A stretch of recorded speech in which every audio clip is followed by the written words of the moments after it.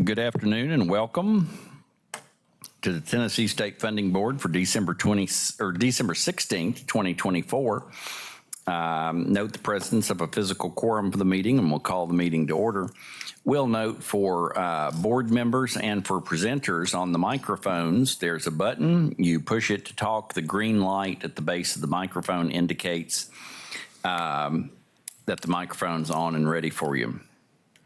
I'll first ask in regard to this meeting, Sandy, have we received any requests for public comment? No, we haven't, Mr. Chair. No request for public comment, so that is recognized. First item on the agenda today is consideration for approval of minutes from November 4th and the November 25th, 2024 meetings. Members, I hope you took time to look over those before you got here. Do we have a motion and a second? We have a motion and a second for approval. Any questions or discussion? Seeing none, all those in favor of the minutes, please say aye. Aye. Any opposed, like sign. The item is approved. On the previous published agenda, we had an item from the Department of Economic and Community Development. At the department's request, we're going to defer that item until the next meeting. That means next on our agenda is consideration for approval of staff recommendation for financial advisor for the Tennessee State Funding Board. Sandy Thompson, you're recognized. Thank you, Mr. Chair, members of the State Funding Board. With the state's financial advisor contract with PFM expiring at the end of this year, December 31st, 2024, Comptroller staff conducted an RFP process for the selection of a financial advisor for a new contract term. There's a memo that's contained in the board materials that summarizes the process that Comptroller staff conducted for the issuance of an RFP for the selection of the state's financial advisor. Responses were received on November 1st, and upon staff's review of PFM's proposal, we noted the following attributes for PFM. PFM has been a valuable business partner for the state, and we have appreciated their contribution to the state's success in its endeavors. They've provided excellent service in structuring the state's financings. They are readily accessible to respond to and provide assistance with our various needs and requests. They possess a wealth of professional expertise, knowledge, and resources, and they're committed to the Tennessee market and market participants.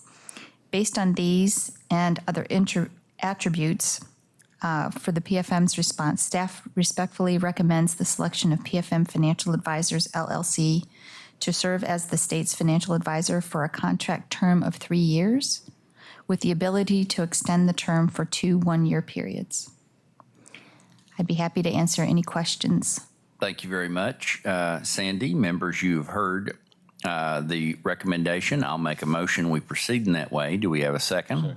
We have a second. Are there any questions or discussion? Ms. Secretary. Thank you, Mr. Chairman. Would it be appropriate just to ensure that we have no Mississippi State University graduates working on the state's business? Well, I tell you what, you get back to me on that one. Thank you. Any further questions or discussion?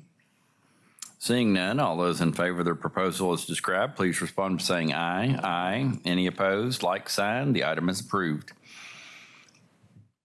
Next up on the agenda, we have consideration for approval of revisions to the Tennessee Budget Manual for local government.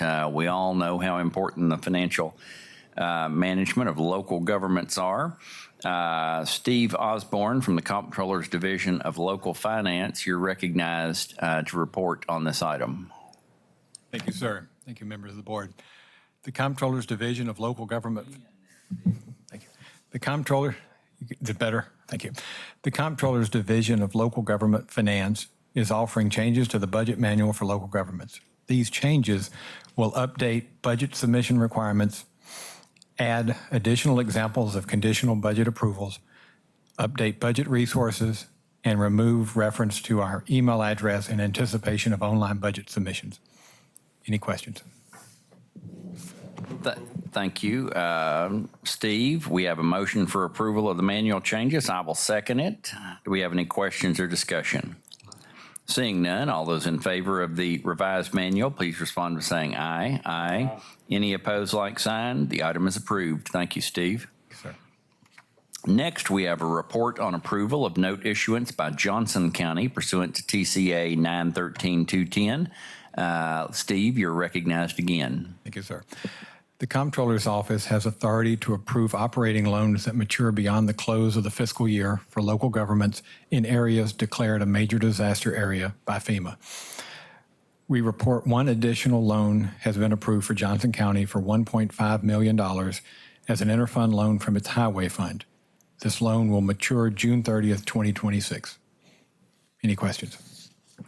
Thank you. Members, this is a report item. No action is necessary. Steve, thank you for the report. Any questions or comments for Steve? If not, the report's acknowledged. Thank you very much. Thank you. Next on our agenda, we have a report on notice of default of conduit financing debt obligation by the Industrial Development Board of the Metropolitan Government of Nashville and Davidson County, Tennessee. Again, Steve Osborne, you're recognized. Thank you, sir. On December 2nd, Metro Nashville's IDB reported an insufficiency of funds for their Series 2015 tax increment revenue bonds for the Bellevue Mall project. This is the third default for the Series 2015 bonds.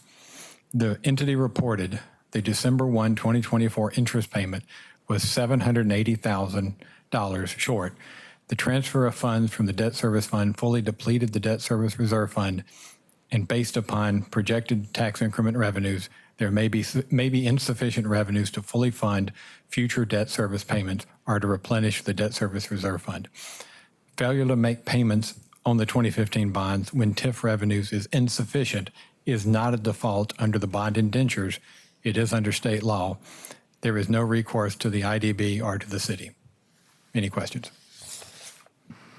Thank you, Steve. Members, you have heard the report. Any questions or comments? Seeing none, the report's acknowledged. Thank you very much. Thank you. Members, seeing no other business items on our agenda, it's time to consider adjournment. I'll make a move. We have a motion and a second for adjournment, non-debatable. All those in favor of adjournment, please respond by saying aye. Aye. Any opposed? The meeting is adjourned. Thank you very much.